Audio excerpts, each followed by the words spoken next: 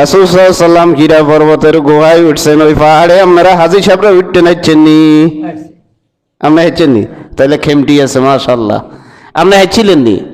চেষ্টা করছেন কিন্তু পারেন নাই, পর্বতগুলো খাড়া খাড়া। আহা, এখন সুবিধা করছে, এক সময় তো সুবিধা ছিল না। আল্লাহ, আমরা চিত্রের ভিতরে দেখি, কিতাবের ভিতরে দেখি, এই যে হীরা পর্বতের ভিতরে রাসূলুল্লাহর উপরে ওহী নাজিল হইতো। আম্মাজান হযরতে খাদিজা রাদিয়াল্লাহু তাআলা হুজুরের জন্য খানা লই যাইতেন। কিভাবে উঠতেন?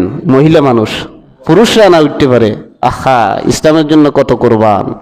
নিজের গোত্র ছাড়ছেন, নিজের দল ছাড়ছেন, ওরে নিজের পরিবেশ ছাড়ছেন, নিজের পরিস্থিতি ছাড়ছেন, নিজের ব্যবসা ছাড়ছেন, তারপরে তো আল্লাহর রাসূল এবং নিজের গোত্রের সাথে কম্প্রোমাইজ করে নাই, দলের সাথে কম্প্রোমাইজ করে নাই। তার নাম কি? হযরত খাদিজা। বলেন কি নাম কি?